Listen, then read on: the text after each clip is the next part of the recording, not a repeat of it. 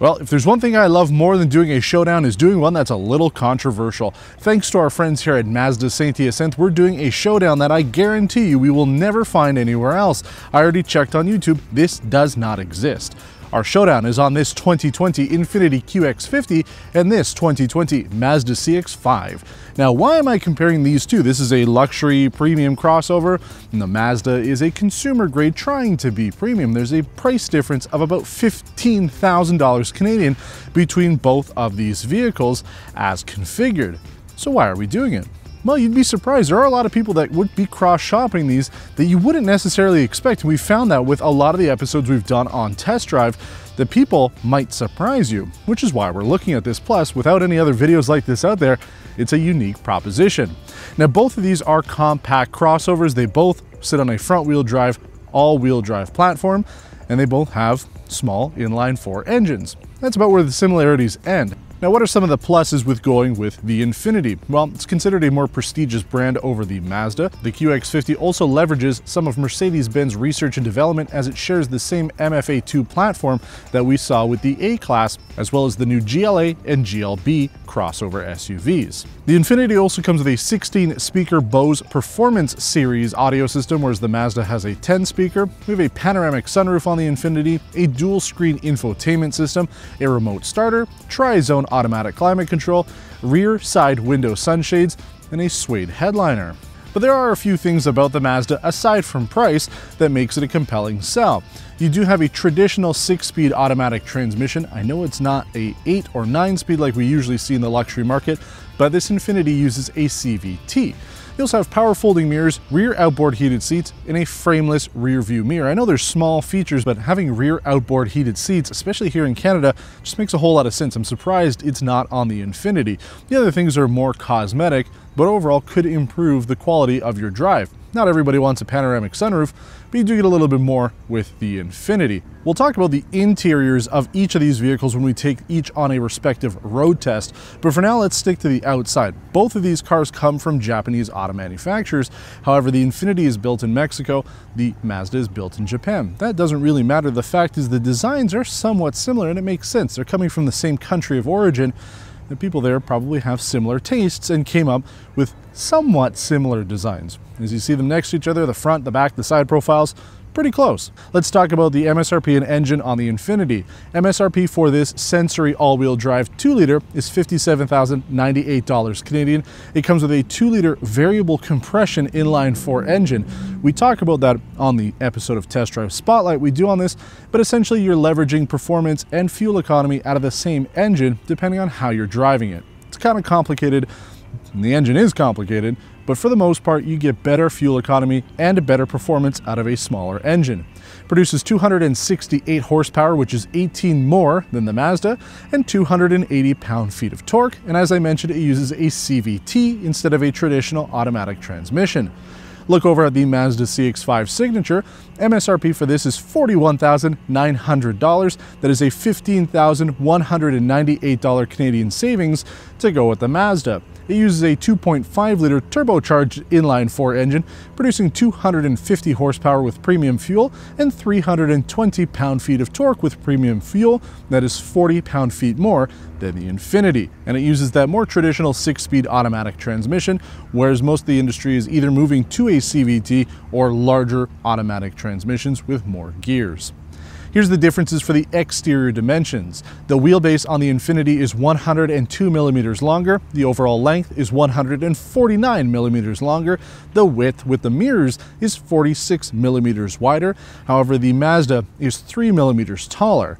The ground clearance, 28 millimeters greater on the Infiniti. Cargo capacity, that's how much you can put in the trunk, 20 liters better on the Infiniti, but the passenger volume on the Mazda is 6 liters better. Anybody planning on towing with either one? Shouldn't be too bad for a small trailer or a little camper. The Mazda will do 2,000 pounds, the Infiniti will do 3,000 pounds.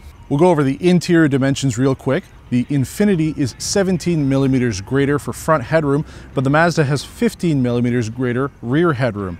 Mazda also has 35 millimeters greater front legroom and 24 millimeters better rear legroom. The Infiniti has 20 millimeters better front shoulder room and 49 millimeters better rear shoulder room. Front hip room on the Infiniti, 10 millimeters better, and the rear hip room is 35 millimeters better on the Mazda. So that's a little bit more split. With the Infiniti, essentially the exterior is bigger, but the interior, you end up getting a little bit more space for passengers on the Mazda. So it depends on what you're looking for. If you need those extra 20 liters of cargo space, as well as the slightly larger exterior dimensions and a little bit better ground clearance, the Infiniti might be the way to go.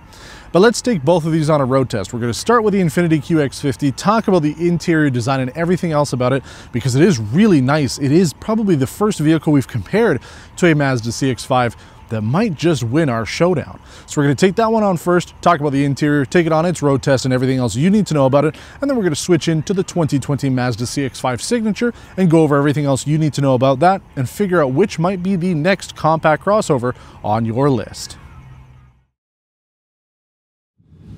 So here's why I'm so excited to be doing this showdown, even though we've done a number of episodes with the Mazda CX-5 comparing it to luxury vehicles, because this finally feels like a proper competitor.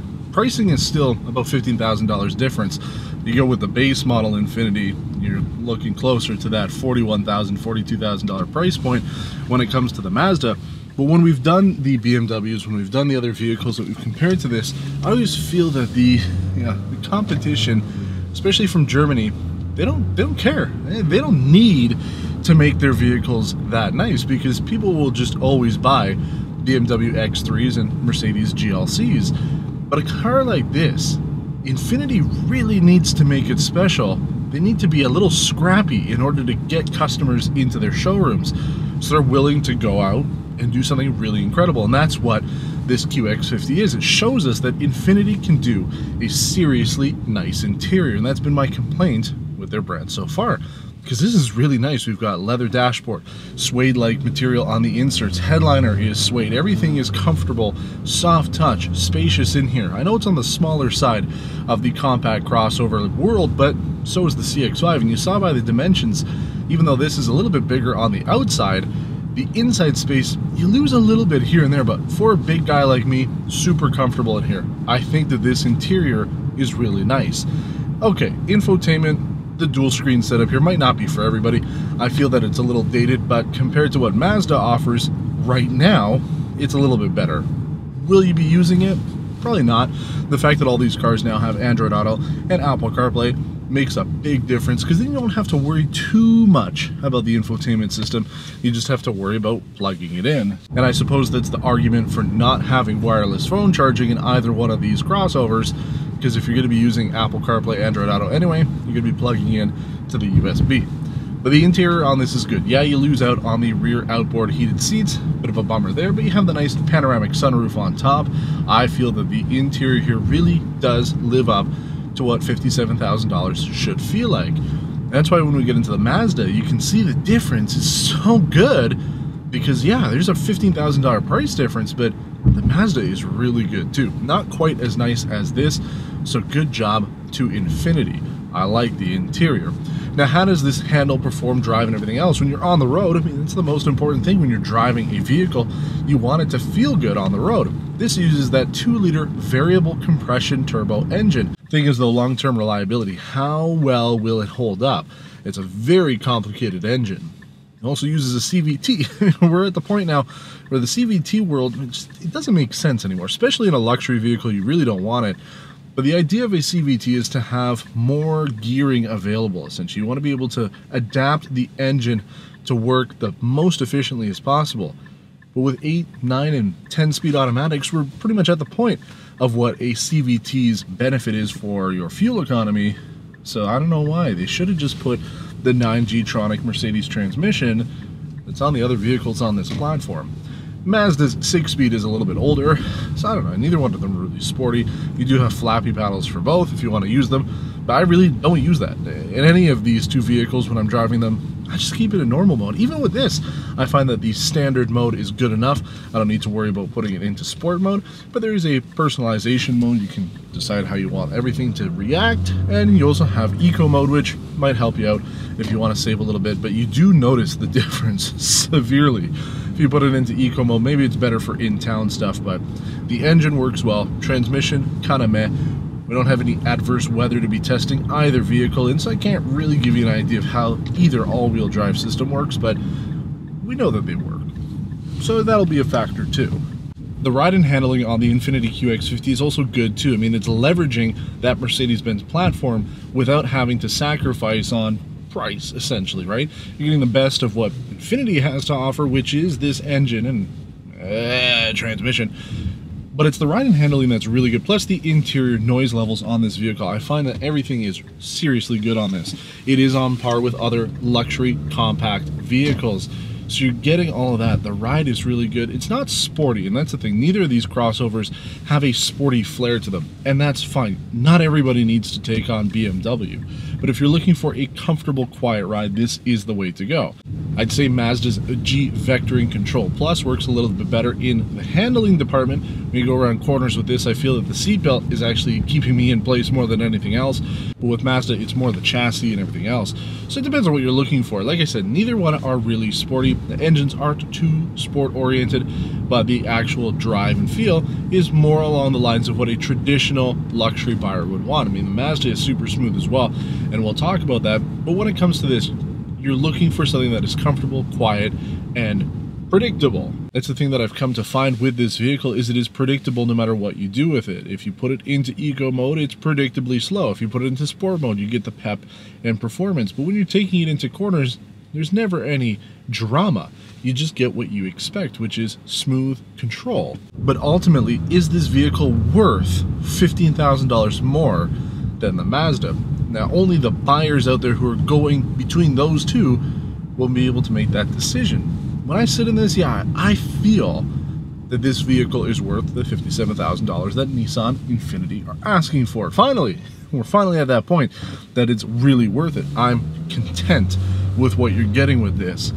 But that's why when you get into the Mazda, you realize, wow, the consumer market is so good. Which is why we have to jump into the Mazda now. So let's get behind the wheel of that, talk about how the interior feels, the drive, and everything else, and we'll try to come up with some resolution to decide which one of these you should go with, and why. Now we're behind the wheel of the 2020 Mazda CX-5 Signature. Now before we get into the interior stuff, I just want to mention our fuel economy testing. Because we had both of these vehicles here at the TestDrive International World Studios, we were able to do both on our 100-kilometer test loop, something that we don't often get to do with showdowns these days. The Infiniti QX50 completed our 100-kilometer test loop in normal mode in 7.7 liters per 100 kilometers. Not bad overall for a compact luxury crossover. This Mazda CX-5 completed it in 7.3 liters per 100 kilometers. Now you can see below as well for US miles per gallon, as we always get asked about that. But it is more fuel efficient going with the Mazda, despite the fact that this is a 2.5 liter engine, just a straight up turbo, nothing special about it. And the Infiniti's variable compression was meant to improve fuel economy. Now to be fair, we didn't test the older version of the Infiniti QX50 in a previous generation, so for all I know it could have been more fuel efficient than that older generation. But if you're looking basically just for fuel economy, then the Mazda might be the way to go. Now let's talk about the interior here. It is pretty different. When you see them side by side, you can tell that, yeah, okay, they're both from Japan, but there's quite a difference when it comes to the interior design and layout of this. First thing you'll notice when you sit in the Mazda CX-5 is you do sit a little bit higher up. The seats are a little firm, and I feel that I just sit a little bit higher up than I could get in the Infiniti, which sunk in a little bit more, and you could be a little lower in the vehicle. And then the interior here, while it was super nice back in 2017 when we first drove it, it does feel a little dated today. It's nice, it's conservative, it's functional, everything's where you would expect it to be, which is what we expect from a Japanese manufacturer. But when you're looking at the near premium and premium market space, you kind of want a little bit more. And it is nice having these soft touch materials, the leather dash and tops of the door cards, and everything else about the interior is nice, but it isn't over the top. I do have to give points to the Infiniti. It was just a little bit nicer on the inside. It made you feel like you were driving something worth more than the price on the sticker. Now, we went over all the dimensions when we were on the outside. I don't really want to go over it again, but you can feel the difference between these two in terms of interior space. So again, if that's important, if you're driving on your own, maybe not so much, but if you do have passengers or cargo, you'll want to look at those numbers. You want to sit in both of them and kind of see, because it does make a difference when you're actually on the road. But then when it comes to being on the road, how does the Mazda perform, handle, drive, and all that?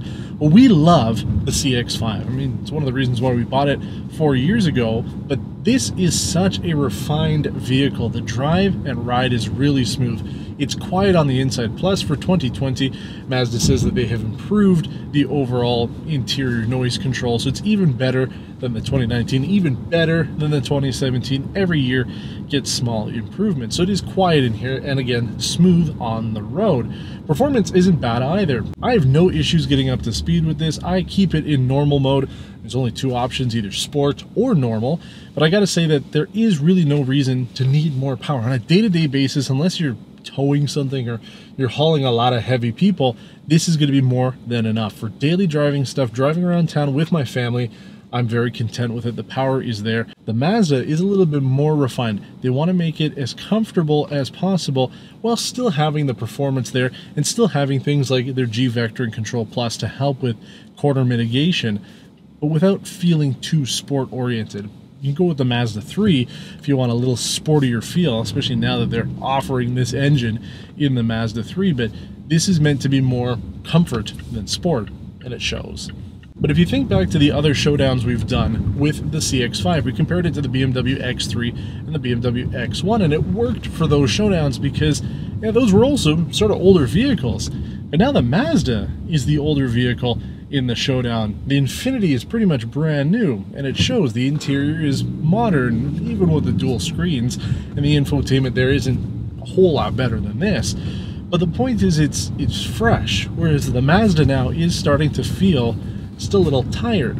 Okay, it's nice having rear outboard heated seats, huge miss on the Infiniti, but you miss out on having a panoramic sunroof. The industry has pretty much moved exclusively to panoramic sunroofs. It's very hard to find just a regular one like this outside of, say, pickup trucks. So it would be nice to have some of that extra features.